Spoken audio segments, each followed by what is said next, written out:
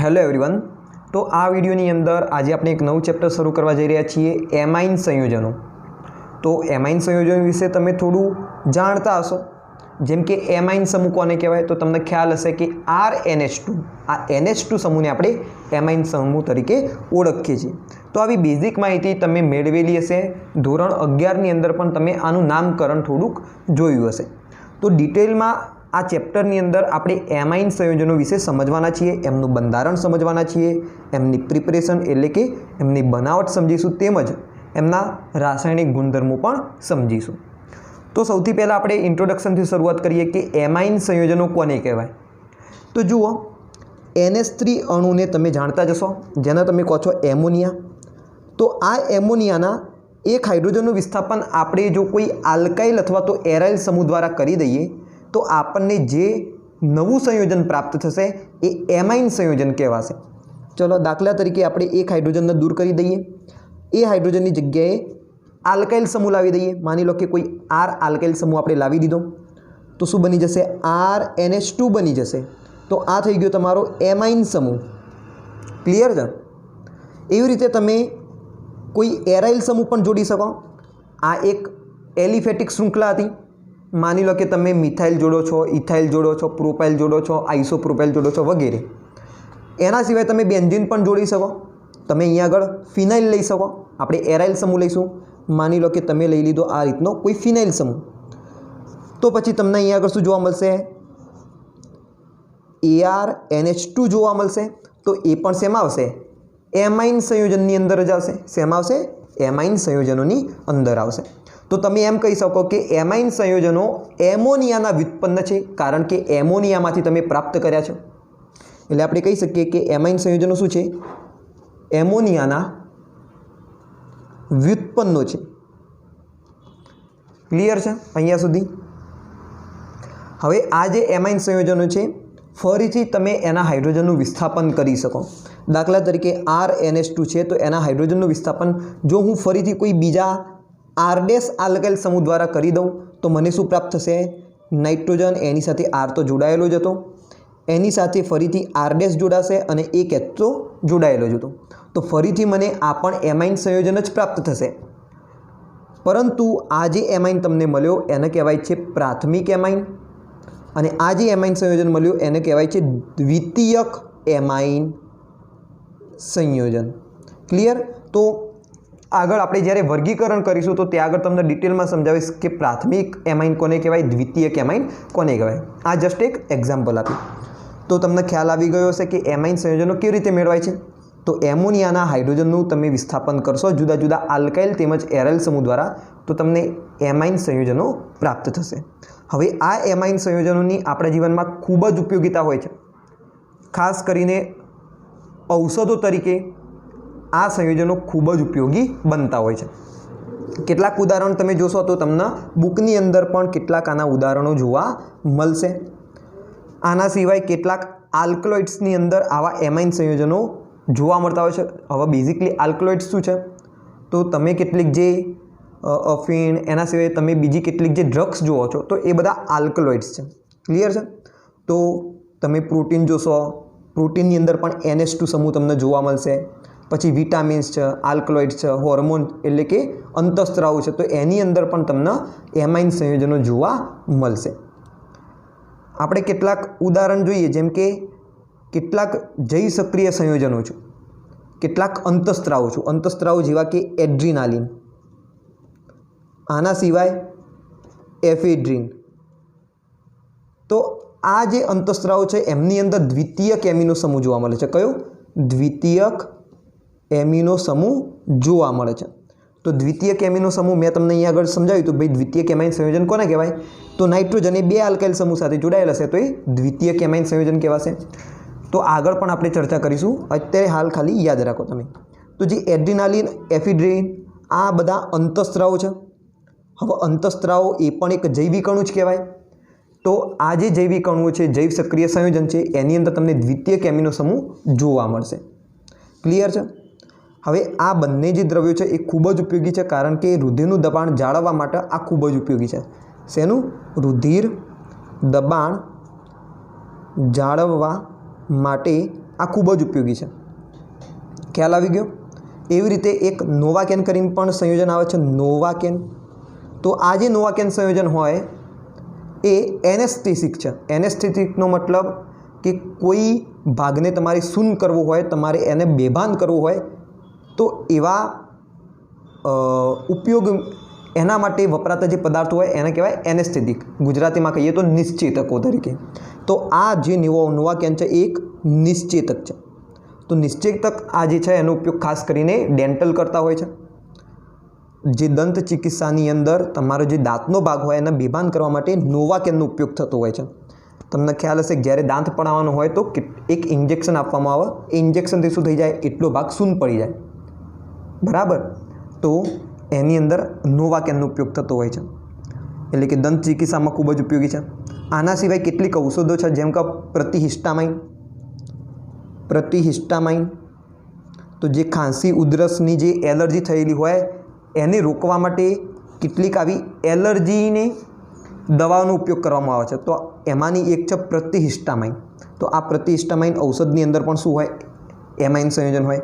તૃતીયક amino સમૂહ તમને આની અંદર જોવા મળશે. તો ખાંસી ઉધરસને દૂર કરવા માટે પ્રતિહિસ્ટામાઇન દવાઓનો ઉપયોગ થતો હોય છે. તૃતીયક એમિનો સમૂહ એની અંદર તમને જોવા મળતો હોય છે. આના સિવાય બીજા કેટલાક એમોનિયાના ક્ષારો હોય છે. ચતુર્થક એમોનિયમ ક્ષારો. તો એ પૃષ્ઠ સક્રિયકો તરીકે વપરાય છે. એટલે કે જે સફાઈ કામમાં વપરાતા હોય છે એવા પદાર્થોની અંદર આવા સંયોજનો તમને જોવા મળતા હોય છે. પૃષ્ઠ સક્રિયકો એટલે કે જે તમે સાબુ જોવો છો, બરાબર, સર્ફેક્ટન્ટ્સ તરીકે જે આપણે ઉપયોગમાં લઈએ છીએ ઘરકામની અંદર, તો એવા પૃષ્ઠ સક્રિયકો તરીકે આવા સંયોજનો ખૂબ જ ઉપયોગી બનતા હોય છે. આના સિવાય એમાઇન સંયોજનોમાંથી તમે ડાયઝોનિયમ ક્ષાર મેળવો છો. આ ડાયઝોનિયમ ક્ષાર ઘણા બધા બીજા સંયોજનો બનાવવા માટે ખૂબ જ ઉપયોગી છે, મધ્યવર્તી સંયોજન તરીકે. તમને ખ્યાલ હશે કે ડાયઝોનિયમ ક્ષારમાંથી તમે ઘણા બધા સંયોજન બનાવી શકો. ક્લોરોબેન્ઝીન, બ્રોમોબેન્ઝીન, આયોડોબેન્ઝીન. આના સિવાય ફિનોલ બનાવી શકો, બેન્ઝીન બનાવી શકો, ઘણા બધા સાયનોબેન્ઝીન બનાવી શકો, બેન્ઝોઇક એસિડ, ઘણા બધા સંયોજનો તમે એમાંથી મેળવી શકો. એટલે કે જે આ ડાયઝોનિયમ ક્ષાર છે જે એમાઇન સંયોજનમાંથી તમે મેળવશો એ એક મધ્યવર્તી સંયોજન તરીકે ખૂબ જ ઉપયોગી એરોમેટિક સંયોજન છે. ક્લિયર. આના સિવાય રંગકો તરીકે પણ એમાઇન સંયોજનો ખૂબ જ ઉપયોગી હોય છે. બરાબર. તો આટલી બધી એની ઉપયોગિતા તમને જોવા મળતી હોય છે. તો વાત કરીએ આગળ એમાઇન સંયોજનોના બંધારણની. એમાઇન સંયોજનો અને એમના બંધારણની વાત કરીએ તો સૌથી પહેલાં જોઈએ એમાઇન સંયોજનો કોને કહેવાય. તો આગળ વાત કરીએ એ પ્રમાણે એમાઇન સંયોજનો શું છે, એમોનિયાના વ્યુત્પન્નો છે. આપણે કેટલાક ઉદાહરણો તમને આપી દઈએ. દાખલા તરીકે NH3 હોય એના હાઇડ્રોજનનું વિસ્થાપન CH3 સમૂહ વડે કરી દીધું હોય તો તમને પ્રાપ્ત થશે CH3NH2. માની લો કે આ હાઇડ્રોજનનું વિસ્થાપન આપણે કોઈ ફિનાઇલ સમૂહ દ્વારા કરી દીધું હોય. માની લો કે આ ફિનાઇલ લઈ લીધો, એના દ્વારા કર્યું તો પછી શું મળશે, ફિનાઇલ એની સાથે NH2 જોડાયેલું હશે. તો આ એક એમાઇન સંયોજન થઈ ગયું. આગળ તમે આ ફરીથી CH3માં આ NH2માંના હાઇડ્રોજનનું ફરીથી વિસ્થાપન કરી શકો. માની લો કે CH3CH2 વડે તમે એનું વિસ્થાપન કર્યું તો NH CH2CH3 પ્રાપ્ત થયું. હવે તમે અહીંયા આગળ જે હાઇડ્રોજનનું વિસ્થાપન કરો છો એ CH3 સમૂહ વડે પણ કરી શકો તો તમને પ્રાપ્ત થશે CH3NHCH3. તમે ફરીથી હાઇડ્રોજનનું વિસ્થાપન CH3 દ્વારા કરી શકો તો તમને પ્રાપ્ત થશે CH3NCH3CH3. તો આ બધા જ શેમાં આવશે, તો એમાઇન સંયોજનની અંદર આવશે. તો એમોનિયામાં જે 3 હાઇડ્રોજન રહેલા છે એમાંના 1, 2 અથવા તો 3 હાઇડ્રોજનનું વિસ્થાપન તમે જુદા જુદા આલ્કાઇલ અને એરાઇલ સમૂહ દ્વારા કરશો એટલે તમને શું પ્રાપ્ત થશે, એમાઇન સંયોજનો પ્રાપ્ત થશે. ક્લિયર છે અહીંયા સુધી? ચલો આગળ વાત કરીએ આપણે એમાઇન સંયોજનોના બંધારણની વાત. કે એમનું બંધારણ કેવું હોય તો જુઓ, એમાઇન સંયોજનોનું બંધારણ પણ કમ્પ્લીટ એમોનિયા જેવું હશે. કારણ કે ભાઈ NH3માંથી જ આપણે શું મેળવેલું છે, એમાઇન સંયોજન મેળવેલા છે. એમાઇન સંયોજનો એ એમોનિયાના વ્યુત્પન્ન છે. એટલે એમનું બંધારણ પણ આ એમોનિયાના જેવું જ હશે. તો એમોનિયાનું બંધારણ તમને ખ્યાલ હશે પિરામિડલ હોય તો બસ એના જેવું બંધારણ કોનું હશે, એમાઇન સંયોજનોનું હશે. ક્લિયર? તો એમાઇન સંયોજનોની વાત કરીએ તો એમાઇન સંયોજનોની અંદર નાઇટ્રોજન એ 3 સમૂહો સાથે જોડાયેલો હશે। એ 3 સમૂહો કાં તો હાઇડ્રોજન હોઈ શકે, જો 3 હાઇડ્રોજન હશે તો એમોનિયા બની જશે। તો આ 3 સમૂહો કાં તો આલ્કાઇલ સમૂહ હોઈ શકે, કાં તો એરાઇલ સમૂહ હોઈ શકે, અથવા તો ક્યારેક હાઇડ્રોજન પણ ત્યાં આગળ હોઈ શકે છે। આના સિવાય નાઇટ્રોજન ઉપર તમને અબંધકારક ઇલેક્ટ્રોન યુગ્મ જોવા મળશે, જેવી રીતે એમોનિયાની અંદર જોવા મળે છે એ રીતે। ક્લિયર? હવે અહીંયા આગળ ધ્યાનથી સાંભળજો, જે નાઇટ્રોજન હોય એ કયા સંકરણમાં તમને જોવા મળશે? તો એમાઇન સંયોજનોમાં નાઇટ્રોજનનું સંકરણ થશે sp3 સંકરણ। કયું? sp3 સંકરણ। sp3 સંકરણમાં તમે જોશો તો નાઇટ્રોજનની ઇલેક્ટ્રોન રચના તમને ખ્યાલ હશે, 1s2 2s2 2p3 થાય, એટલે કે 2s ની અંદર 2 ઇલેક્ટ્રોન હોય અને p ની અંદર 3 અયુગ્મિત ઇલેક્ટ્રોન હોય। તો આ જે પાછળની 4 કક્ષકો રહી, એક s કક્ષક અને 3 p કક્ષકો, સંયોજકતા કોષની કક્ષકો, એ સંકરણમાં ભાગ લેશે અને 3 અને 4 sp3 સંકૃત કક્ષકો બનાવશે। આ 4 sp3 સંકૃત કક્ષકમાં તમે જોશો તો એકમાં તો 2 ઇલેક્ટ્રોન ભરાયેલા છે, એટલે આ તમારું બની જશે અબંધકારક ઇલેક્ટ્રોન યુગ્મ, જે તમને નાઇટ્રોજન ઉપર જોવા મળશે। બાકીની 3 sp3 સંકૃત કક્ષક હોય એમાં એક અબંધકારક ઇલેક્ટ્રોન યુગ્મ જોવા મળશે। એ કાં તો આલ્કાઇલ સમૂહ સાથે જોડાયેલો હોય, કાં તો એરાઇલ સમૂહ સાથે જોડાયેલો હોય, અથવા તો પ્રાથમિક એમાઇન સંયોજનોની અંદર એ હાઇડ્રોજન સાથે જોડાયેલો હશે। ક્લિયર? તો એ રીતે તમે આને સમજી શકો છો। તો અહીંયા આગળ યાદ રાખવા જેવી બાબત શું છે કે ભાઈ નાઇટ્રોજનનું સંકરણ કેવું હશે? sp3 સંકરણ હશે। હવે જુઓ અહીંયા આગળ ટોટલ ઇલેક્ટ્રોન યુગ્મો કેટલા થશે? 4 થશે। તો જો 4 ઇલેક્ટ્રોન યુગ્મ હોય તો ભૂમિતિ કેવી બની જાય? તો ભૂમિતિ બની જાય સમચતુષ્ફલકીય। સમચતુષ્ફલકીય એટલે કે આ 4 ઇલેક્ટ્રોન યુગ્મ સમચતુષ્ફલકીય રીતે નાઇટ્રોજનની આજુબાજુમાં ગોઠવાયેલા છે। આમાંથી 3 ઇલેક્ટ્રોન યુગ્મ બંધકારક હશે, એટલે કે એમની સાથે કોઈ સમૂહ જોડાયેલો છે, માની લો કે હાઇડ્રોજન જોડાયેલો છે અને કોઈ આલ્કાઇલ સમૂહ જોડાયેલો છે, અને આ એક બની જશે અબંધકારક ઇલેક્ટ્રોન યુગ્મ। તો આનો આકાર કેવો થશે? હંમેશા યાદ રાખજો કે જે આકાર હોય એ બંધકારક ઇલેક્ટ્રોન યુગ્મથી જ પ્રાપ્ત થાય। તો બંધકારક ઇલેક્ટ્રોન યુગ્મ આવી રહ્યા તમારા, તો આનો આકાર કેવો થઈ જશે? પિરામિડલ થઈ જશે। કેવો આકાર થઈ જશે? પિરામિડલ। તો યાદ રાખવાનું કે ભાઈ ઇલેક્ટ્રોન યુગ્મોની ભૂમિતિ અલગ વસ્તુ છે અને આકાર અલગ વસ્તુ છે। ક્લિયર? આ ભૂમિતિ મેં લખી છે ઇલેક્ટ્રોન યુગ્મોની, કે ભાઈ ઇલેક્ટ્રોન યુગ્મો નાઇટ્રોજનની આજુબાજુમાં કેવી રીતના ગોઠવાયેલા છે। ઇલેક્ટ્રોન યુગ્મોમાં બધા આવી જાય, બંધકારક ઇલેક્ટ્રોન યુગ્મ પણ આવી જાય, અબંધકારક ઇલેક્ટ્રોન યુગ્મ પણ આવી જાય। તો બધા ઇલેક્ટ્રોન યુગ્મોની ભૂમિતિ થશે સમચતુષ્ફલકીય।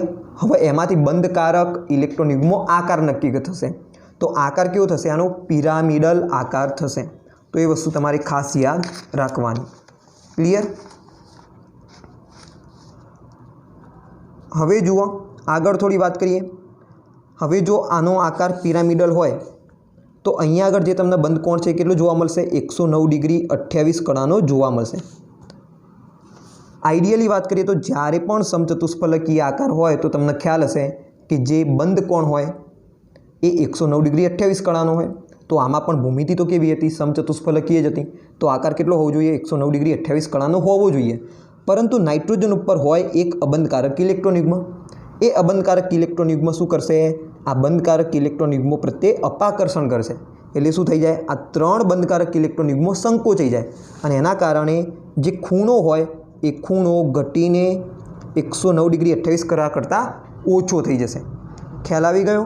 તો આપણે એ ખૂણાને કહી શકીએ કાર્બન, નાઇટ્રોજન અને ઈ વચ્ચેનો ખૂણો। હવે ઈની જગ્યાએ કાં તો હાઇડ્રોજન હોય, કાં તો આલ્કાઇલ સમૂહ હોઈ શકે। ક્લિયર? એટલે કે હાઇડ્રોજન હશે, કાં તો એની સાથે કાર્બન જોડાયેલો હશે। ભાઈ તમે આલ્કાઇલ અથવા તો એરાઇલ સમૂહ લો તો એની સાથે કોણ જોડાયેલું હોય? કાર્બન જ જોડાયેલો હોય ને, એટલે અહીંયા આગળ લખી દીધું કાર્બન। તો CAની ખૂણોની વાત કરીએ આપણે, માની લો કે આ C છે, આ N છે અને આ E છે। તો એમની વચ્ચેનો જે ખૂણો હશે 109 ડિગ્રી 28 કળા કરતાં ઓછો હશે। બરાબર? ફોર એક્ઝામ્પલ આપણે વાત કરીએ ટ્રાઇમિથાઇલ એમાઇનની, તો ટ્રાઇમિથાઇલ એમાઇનમાં આ ખૂણો ઘટીને 108 ડિગ્રીનો તમને જોવા મળશે। ટ્રાઇમિથાઇલ એમાઇનનું બંધારણ શું થાય? તો ભાઈ ટ્રાઇમિથાઇલમાં નાઇટ્રોજન સાથે 3 મિથાઇલ સમૂહ જોડાયેલા હશે। આ રીતે ઉપર શું હશે? અબંધકારક ઇલેક્ટ્રોન યુગ્મ હશે। तो आ जे खूणो होय 109 डिग्री 28 कलानो होवो जोईए, परंतु अहींया आगळ एटलो जोवा नहीं मळे। केटलो थई जशे? घटीने 108 डिग्रीनो थई जशे। तो ये वस्तु तमे अहींया आगळ समजी शको छो। तमारी कारण खास याद राखवानुं, अबंधकारक इलेक्ट्रॉन युग्म हाजर होय। आ अबंधकारक इलेक्ट्रॉन युग्म अने आ बंधकारक इलेक्ट्रॉन युग्म वच्चे अपाकर्षण वधारे होय अने अपाकर्षणना कारणे आ जे खूणाओ होय ए घटी जाय। क्लियर? आ जे खूणाओ होय ए घटी जाय। चलो आगळ आपणे वात करीए आमना वर्गीकरणनी कि भाई एमाइन संयोजनों वर्गीकरण केवी रीतना करवामां आवे छे।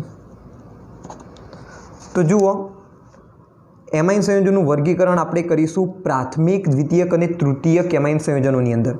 अने ए केवी रीतना करवामां आवे छे? तो नाइट्रोजन साथे केटला आल्काइल अथवा तो एराइल समूह जोडायेला छे एमनी संख्याना आधारे। आपणे चलो फॉर एक्जाम्पल बात करिए कि एमोनिया छे। एमोनियामांना हाइड्रोजननुं विस्थापन, एक हाइड्रोजननुं विस्थापन आपणे कोई आल्काइल समूह द्वारा करी दीधुं अथवा तो एराइल समूह द्वारा करी दीधुं, तो आपने प्राप्त थशे आर अथवा तो ArNH2। तो आने कहेवाय छे प्राथमिक एमाइन। तो प्राथमिक एमाइन कोने कहेशो? तो जो नाइट्रोजन एमाइन संयोजनोमांनो नाइट्रोजन एक ज आल्काइल अथवा तो एराइल समूह साथे जोडायेल होय तो एने कहेवाय प्राथमिक एमाइन। एमाइन संयोजनमांनो अथवा तो एमाइन समूहमांनो नाइट्रोजन एक ज आल्काइल अथवा तो एराइल समूह साथे जोडायेल होय तो तेने प्राथमिक एमाइन कहेवाय। हवे तमे आ हाइड्रोजननुं फर्धर विस्थापन करी शको।